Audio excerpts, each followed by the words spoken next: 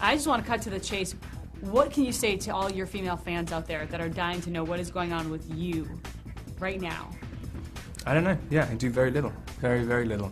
I love this mystery that just getting like famous. Everyone thinks you're some kind of enigma afterwards. Right. And it's like, and it doesn't matter what you do. You can deny it as much as you want, but it's like people are. I think it's like a kind of. It's because there's no like. I guess like royalty or something anymore. Anything which has kind of got this kind of. There's no one with a lifestyle which is untouchable. So they kind of elevate famous people into this thing. And so you're like, yes, I read first edition Shakespeare and and do all this stuff.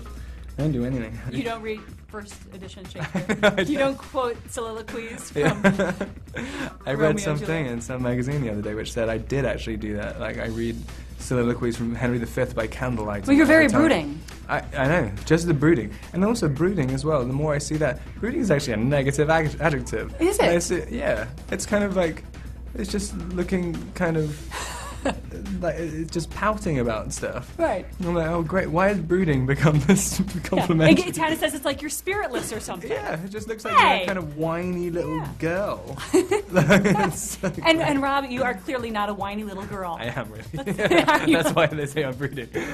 Obviously, I mean, it's hard. A while ago, I read in an article that regarding your newfound fame, you said, quote, I'm trying not to drown. I guess I'm not the type of guy cut out to do a franchise. I'm not much of a crowd person. What do you do to escape the crowd, and what do you do to deal with that intensity of the crowd that is always surrounding you when you're out and about? The best thing to do is just to kind of remain, your actual personality should always remain relatively unknown.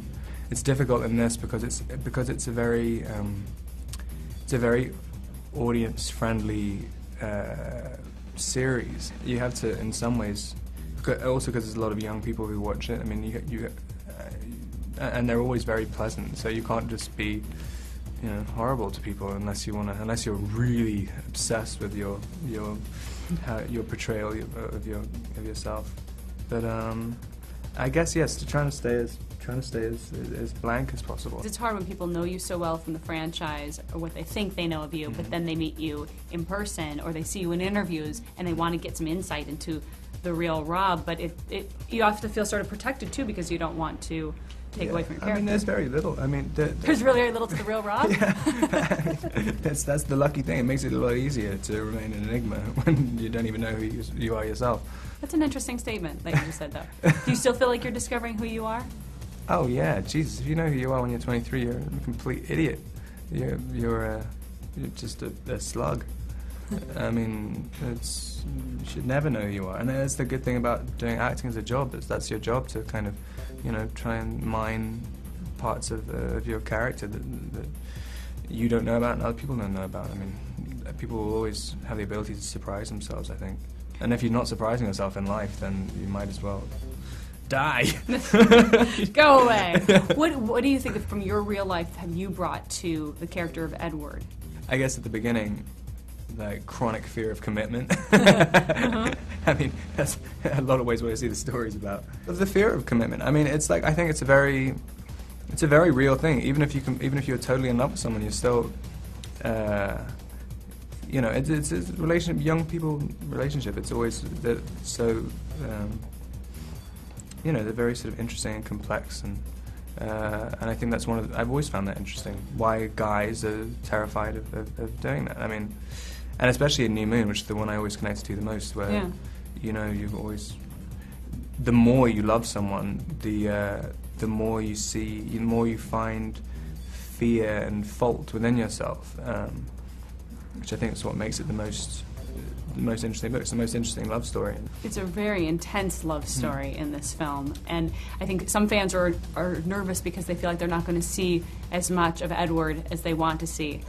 What do you say to them? There's something about when Edward appears as an apparition. It's not a ghost telling Bella what to do. It's a figment. Bella is going mad, and if that happened to you, if a boy breaks up with you and suddenly starts haunting you, you'd be terrified. It's a terrifying experience, and we tried to. It's difficult to do in these movies because of people's impression of Edward. I mean, he's supposed to be a romantic hero, but I mean, we tried to make a lot of that as eerie as we could. It's difficult to do whilst maintaining the relationship. And I mean, I would have gone as far away from that as possible. I mean, I wanted to look like she's having a breakdown. I mean, it should have been terrifying. This film has spawned a resurgence in vampires. How cool is it to know that you're part of that? That's crazy. That's just the weirdest thing to me. That like you just see other things coming out which are like exactly the same as Twilight, and you're just like, how are you getting away with this? Right.